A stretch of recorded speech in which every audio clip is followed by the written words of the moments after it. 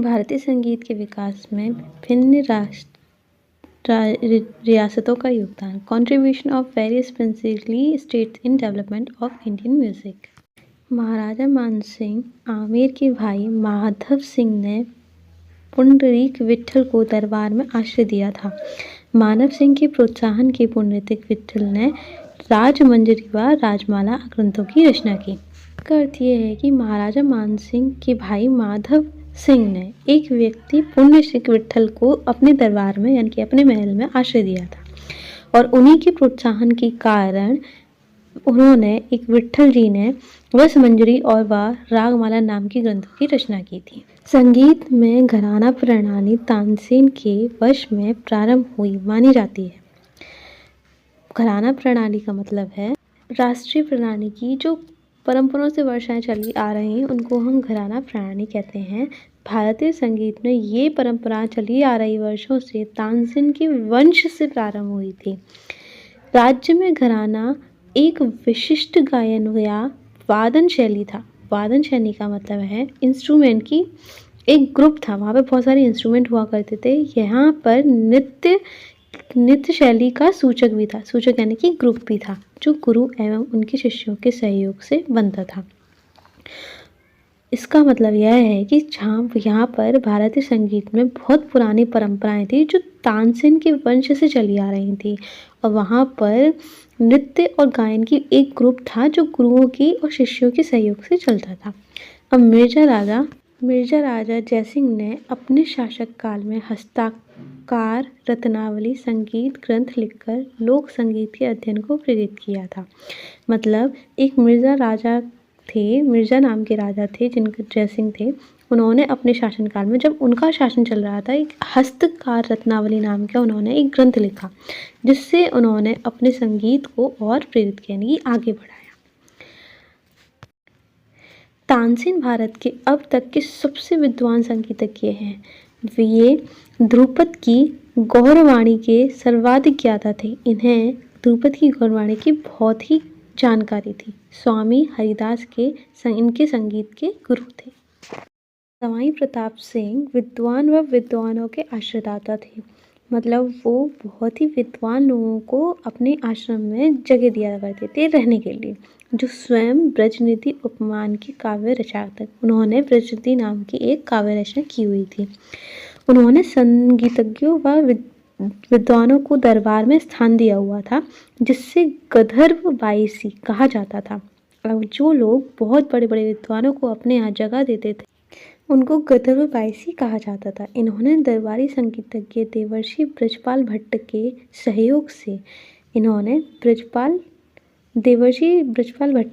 से विशाल संगीत सम्मेलन का आयोजन किया था जिसमें राधा गोविंद संगीतकार नामक प्रसिद्ध संगीत ग्रंथ की रचना की गई थी। इन्होंने एक ऐसा ग्रंथ का आयोजन किया था जिसमें राधा गोविंद संगीतकार की रचना हुई थी।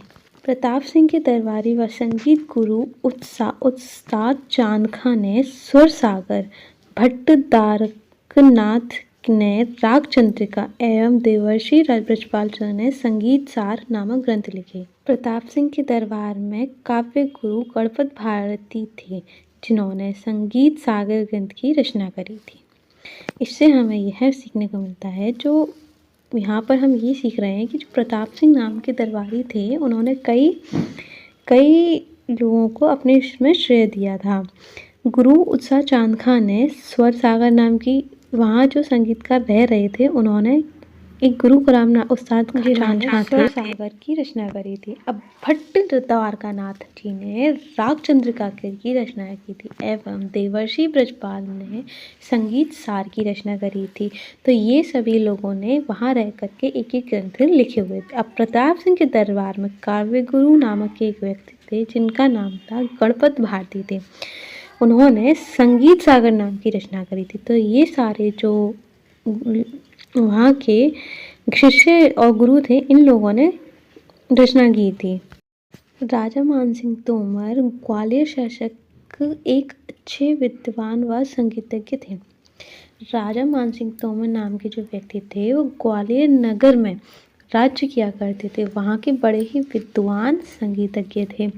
इन्होंने बैजू बावरा के सहयोग से ध्रुपद गायन को परिष्कृत रूप से प्रदान कर उसका पुनरुत्थान किया। सवाई राम सिंह ने अपने दरबार में रज्जब अली बीनकर, मोहम्मद अली कोठीवाले, अमृत सेना सितार वादक, अमीर खां सितार वादक, मुबारक अली घग्गे, खुदा बख्श बारा बहराम, अमीर शख्स, आलम हुसैन, मुन्नब खां आदि प्रसिद्ध संगीतज्ञों को स्थान देकर संगीत को प्रोत्साहित किया।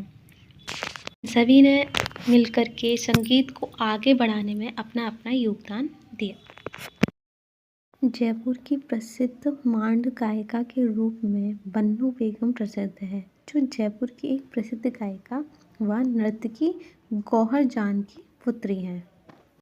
टोंक रियासत के नवाब इब्राहिम खां के शासनकाल के प्रसिद्ध संगीतज्ञों में अल्लाह बख्श, फैयाज खान, सफरदार हुसैन, फिदा हुसैन, फतेह अली और अली बख्श मियाँ काले खां प्रमुख थे।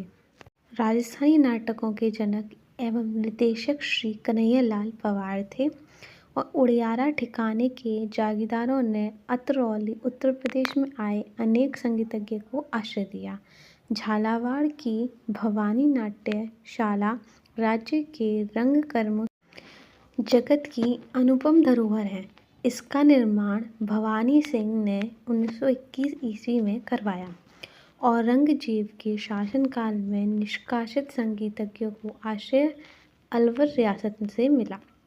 तो यहाँ पर भी कई गायककार और नृत्यज्ञों की बातें हुई हैं, जिन्होंने कई चीज़ों की रचना करी है। यहाँ पर झालावाड़ की भवानी नाट्यशाला राज्य के रंगकर्म की जगत अनुपम धरोहर रही है। इस चीज़ का निर्माण भवानी सिंह ने किया था, 1921 में करवाया गया था। और औरंगजेब के शासनकाल में, जब उनका शासन चल रहा था, निष्कासित संगीतज्ञों को आश्रय अलवर रियासत में मिला था। उन्होंने भी कई संगीतज्ञों को अपने आश्रय में रखा। राज्य के प्रथम पारसी थिएटर रंगमंच की स्थापना जयपुर में राम प्रकाश थिएटर के नाम से महाराजा राम सिंह द्वितीय ने 1878 ईस्वी में करवाई थी। महाराणा कुंभा स्वयं संगीतज्ञ व विद्वानों के आश्रयदाता थे। महाराणा कुंभ ने संगीतज्ञ, रसिक, प्रिय, सुण, प्रबंध, संगीत, मीमांसा, संगीत सुधा, संगीत रत्नाकर, टीका आदि संगीत ग्रंथों की रचना की। कुंभा में दरबार में सारंग व्यास, संगीत गुरु कान्हा व्यास, एकलिंग महात्य के रचित जैसे संगीतज्ञों को स्थान दिया। विश्व प्रसिद्ध मांगड़िय गायक एवं खड़ताल वादक स्वर्गीय श्री सिद्दक खां मांगड़ी की स्मृति में सिद्दक खां मांगड़िक लोक कला एवं अनुसंधान परिषद लोकरंग की स्थापना 13 सितंबर 2002 को जयपुर में की गई। बीकानेर के महाराजा अनुपम सिंह 1659 से 1665 ईस्वी में सर्वश्रेष्ठ संगीतों और संगीत शास्त्रकों को आश्रय प्रदान किया, जिनमें पंडित भाव भट्ट प्रमुख थे, जिन्होंने अनूप संगीत विलास, अनूप संगीत रचनाकार, अनूपाकार, अनूपकुश, अनूपागमाला, अनूप सागर इत्यादि संगीत ग्रंथों की रचना की। अनूप सिंह ने स्वयं संगीत अनुराग, संगीत विनोद नामक संगीत ग्रंथों की रचना की।